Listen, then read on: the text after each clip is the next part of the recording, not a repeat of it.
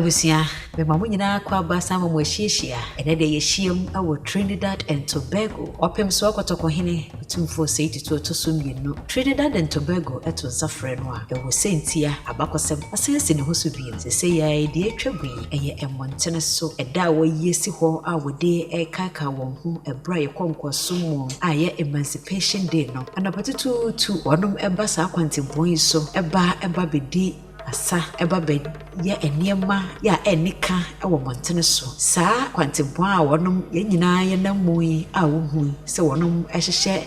enua tenti edidi agro ekobeye aha ena tete no na enkoa no ye de wonum eba wonum ye de wombegina eni atongo na de odoma komanda Roma enye yomfa hodie nanso ye bibi ede ekaika ye ho mede kai sa bakosem se ne ho so biem ene sei asante ye ne Trinidad and Tobago ye wo twaka de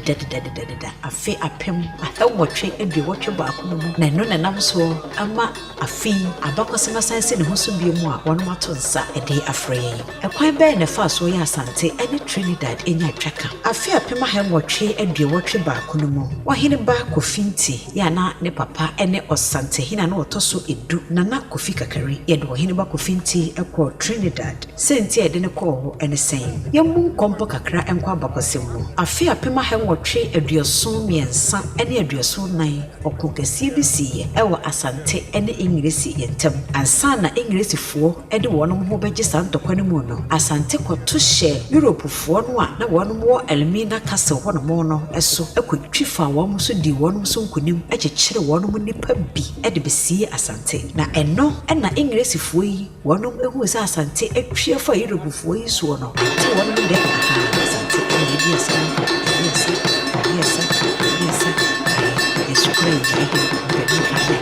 enti asema ba meka ya wonso uti ebra English fo yi ehunu se asante twie fa Europe fo so akekere wonom nipa bi abesi asante no awara na English fo no keka wonom ho ene wonom de General Segrat Wesley eba ye se womra woni asante mfa besie ni ampa ba mai ba ye wonne na srafo be ye empem yenu ahenum kan wonom ho bo mu ene ho a wonom ede ba ye de be hyehye so wo asante wonom de busumi nsia ene de sa akon no wonom edi asante so enkonim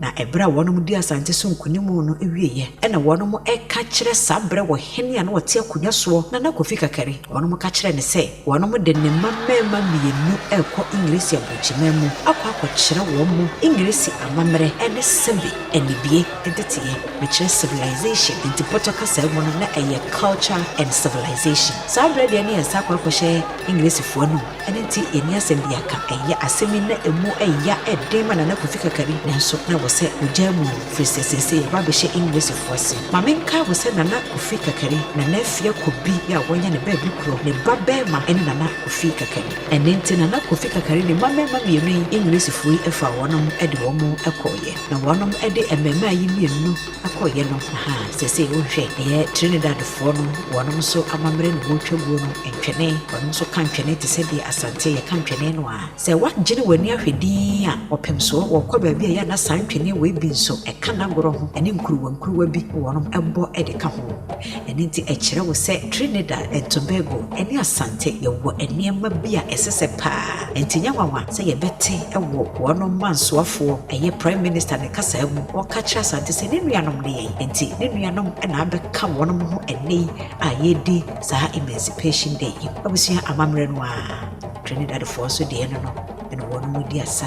etwebu wodi asa etwebu no afei mamentoa abakosem no so enenti ebra ye de emema yi mienu eye na kofi kakari ne mamema ne mienu koye no saa mema yi mienu na ba ko din ede kofinti na saa ofofra na waka kofinti hu no ebra abrofi ede wonom ekodru English abochimemu no ensamanwa aye ka no tuberculosis ekoka no ama ohwiri ne nkwa ofirimu eba se yi na English fo no ye mohye wo mo se da bi se yampa ba bi ammo kofinti aye wo hene ba kofinti na waka no yampa ba bi ammone ho adwa na se yade bi ka no mo no so firimu a ye hunu ya mane ye ne yasem ka ene nti English fo no ya adwene afe apem ahemwotwe aduobotwe baako ena wode no ekọ Trinidad ekokobɔ no ho adwa ewo enti saa afene mu wonom ede no ekokodru Trinidad kuro a eye super yekasa oman bi ye super eye island wamode no ekodru wonom no wamode no ehye headmaster ye friend James Henry Collins and sa headmaster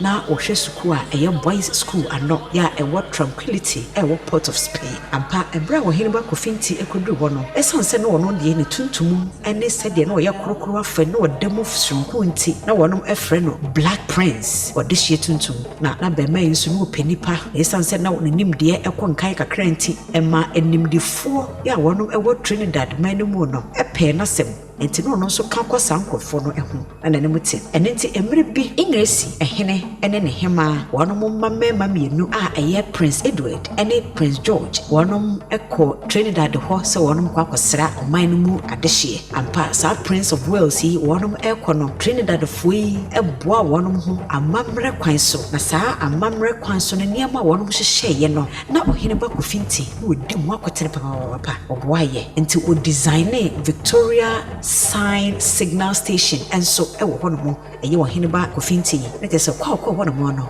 wankwankwa ti na efise okoye no pani pai ne kwakwa share na sensa no danchen a no wo ya adwuma ewo public works department PWD ya hono mo so no wono mo de yese wono mo esisi dan ene nyuma hodo wei eka ho bi ema ohene ba kofinti e design ne ana adwini wodwi edan a yesi ya na onom si no ewo Fort George Hills saa bepo ya ewo Port of Spain atoye from hono na saa edan yi a no mo say Victoria style signal station ni a eye lighthouse yi wono si wo saa bepo iso bi hwehwe mo kakra me ye ekire mo a lighthouse eye edan tentia eno na ekire suhye eye ship kire wono mo kwan na saa de wono mo si ye ewo Fort George Hills a ewo Port of Spain no wo hene ba kofinti ene design ye enenti ebra no wonum esi edan no wie no ohene ba kofinti esanse amude ne ko ingresi na ye bo na su ewo wonum asore enenti no ye ma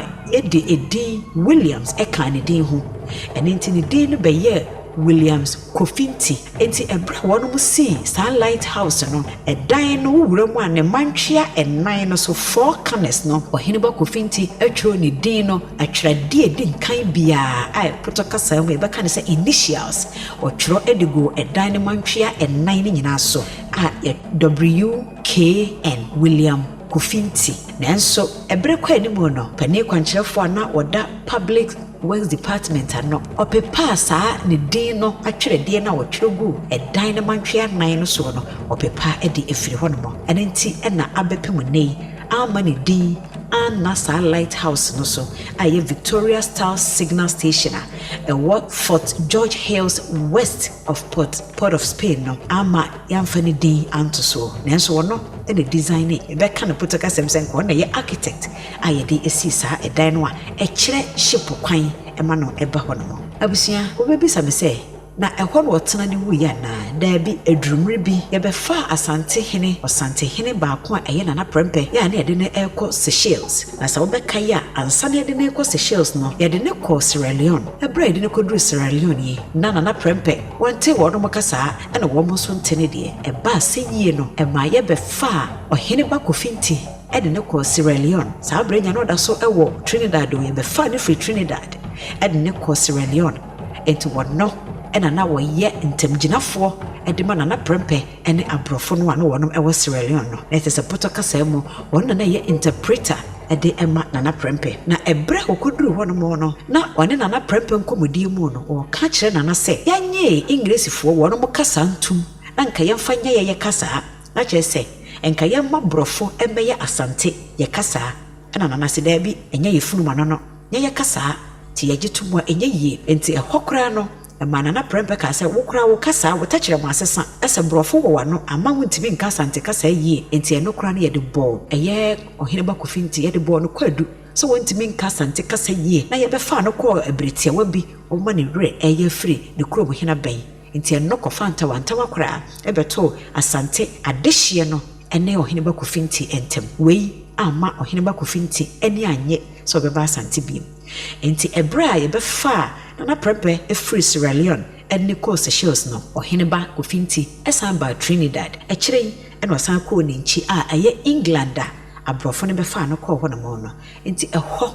ɛna ɔkɔ ya wama bi mu ɛne nti de me pese ahwɛfo atiefo ne adɔfo yɛtwe adwene ɛkɔso kakra ne sɛ asante ye ne Trinidad and Tobago ye wo tweka ayonkofa ne nua ɛda yɛ ntam yɛ nuafo sɛ yɛ nuafo a ne firi de efiri na efiri afia pem ahawɔtwe ɛduabɔtwe baako abusua yɛntie de Trinidad mansoafo ɛyɛ Prime Minister Creole ne nsɛm ɔde tu dwa no sɛ de wɔkasa de fa yɛ ɛkyerɛ nua a ɛda asante ɛne Trinidad ntam. We here in Trinidad and Tobago, Africans, we are of African descent, we cannot deny. We have always been missing something. And today is the highlight of a mental, spiritual, and physical journey to date. I was raised in Tobago by my grandparents. And I had a grandfather who worked every day except Sunday when he became a Seventh-day Adventist. But under the hands of that historian, Dr. Eric Williams, it appears as though we were always reaching out for Africa, it being far away, but he knew it was there. In the 60s, we had royalty from Africa. The Emperor Haile Selassie visited us, and we got to know that Africa did have an emperor, did have an empire. The Italians didn't want to accept that. The world didn't want to accept it, but Africa knew it. Then came prime ministers, presidents. We had the visit of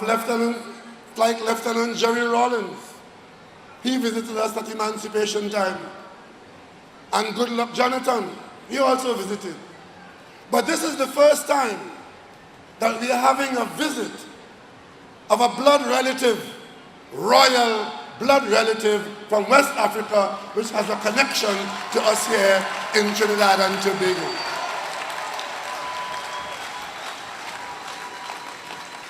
And just to tell you where we are in this world, who we are in this world, I could tell you now, it must be the only time in the history of the British Commonwealth that a letter would have come from a prime minister to Buckingham Palace and to number 10 Downing Street and never got a response. Never got the courtesy of a reply, because I raised African emancipation and reparation with those who believe that it was their birthright and we were entitled to be enslaved. But today, as we celebrate in Trinidad and Tobago, in the presence of an African king, whether they reply or they don't reply, we will move onward and upward in freedom as free black people wherever we are, anywhere in this world. So it's on that score that I will pass the floor to our king, the Ashanti king, royalty from the kingdom of Ashanti in Delta, Ghana. Let us give him. Abusia chamye ni masemka wasenana wasumwa. Wapota bie nanso wakyerɛ sɛ asante ɛne Trinidad yɛyɛfo ɛne nti sɛ asante hene yɛto nsa frɛ no ama na ba na kyerɛ sɛ wakyerɛ onuadɔ a ɛda aman yi mienu ntam ɛna asante aba Trinidad a na akwai te sɛ deɛ ɛde abɔkuya ayɛ nkatekwai waba ne deɛm ɛne nti ɛyɛ onuadɔ no a abusua hwɛ sɛ deɛ anigye esi ɛwa de hyia wɔn matwa hyia ho no nyinaa anim nsɛmba wɔbɔ ɛkyerɛ sɛ ampa wɔn mena gye sɛ wɔn nuanom efra asante abɛka wɔn na yɛntie ɛbɔ asante hene nso ɛkɔforo simpie no wɔ kasa no ntie nsɛm a wɔde to dwa asante ɛde ɛgyegye kɔkɔm so ababa no asɛm a bɛkasa koraa asɛm a nso yɛ san bɛhyerɛ so piaw asante ɛsa ɛne yɛntwene a ɛka mu what is something in Trinidad? So, someone said, "Hey, what's your name to do?"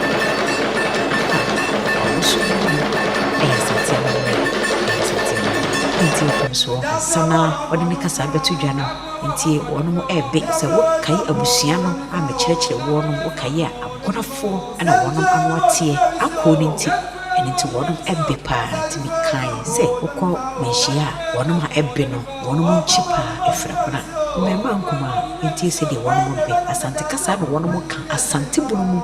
nanso wonte hwee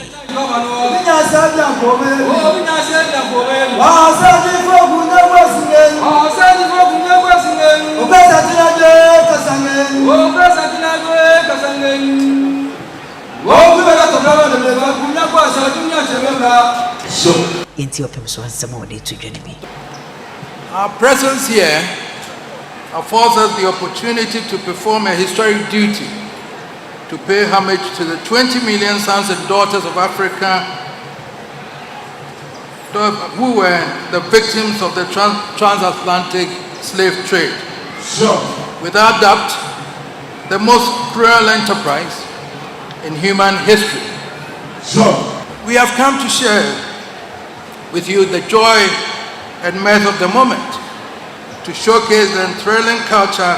that defines us and to bear testimony to the fact that beyond the walls of history and the oceans that seek to separate us, we remain and ever will be one people with one common destiny. Sure. I believe, therefore, that over 180 years after the Emancipation Act, it is time for a universal effort to give meaning to emancipation, and I invite our leaders to pursue the proclamation of a new universal declaration against racial discrimination, which will have, among its elements, the elevation of racial discrimination into a crime against humanity. Sure. Sure. Secondly, I invite our governments to pay attention to the education of our youth about our common heritage, the history of our glorious past through the millennia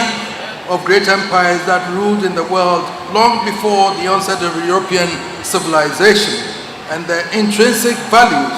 that have shaped us as a people and have survived through all the storms of the past. Sure. And I also know one thing: giving in to despair does not reflect the African. As king of a mighty warrior kingdom, I can assure you that the African spirit does not cower under adversity. Sure. If it were not so, we would have been wiped out of the face of the earth as a race long before our time. Sure. Africa has been proven to be the cradle of the human race. It was from the shores and forests of Africa that humans first drifted to lands now known as Asia, Europe, and Americas. That being the fact, can we not say with pride that our great-great-great-grandmother, mine as well as yours, is truly the mother and the midwife of the human race? No. Yes, we can. No. Yes, we can. No. So why should we allow others to steal our pride, ossify our true heritage, and leave us in despair? The true African spirit is to stand up and yell, "Ne desperandum." No. It is patently clear that Ghana and Trinidad and Tobago share one destiny, a common destiny fortified by the blood of our sons and daughters and driven by the high vision of our leaders.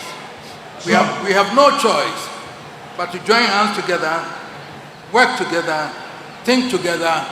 plan together, pool all our resources together to lift our countries out of the distress of the moment into the prosperity of that is their destiny. Remember, this is home, your home. It is yours to build and yours to save. Home is where the honor is, and honor only grows in the soil of peace. As I return to my peaceful abode in Kumasi, Ghana, I hope one day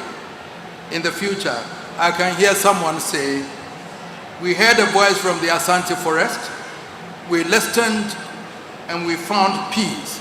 And with peace came accelerated development and prosperity." God bless Trinidad and Tobago. God bless the brotherhood of Trinidad and Tobago and Ghana. May we together find everlasting prosperity for this and generations to come. Thank you and enjoy glorious Emancipation Day. Thank you. Abusia pemso wakasa wiyo eye negie na abehye Ghana ene Asante ene Trinidad ahye nyina ye ntemuma frise sa yonkofa no emote ya sese won masan ahye mokene biam amman panimfo emienu nti Trinidad ene Tobago wonu mansoafo ene Asante hinada Roma twaka no esan ahye mokena senya Aprebi waves a abakosem sei ntibi enti e subscribe mami e like e share na mare mfi so sa wodo comment beba e bia ne bia tie kam unim ambakosem ni bia fabra e nyina yensua ewie aha ene de nyina esi fise ko tinti bia e kopie kotia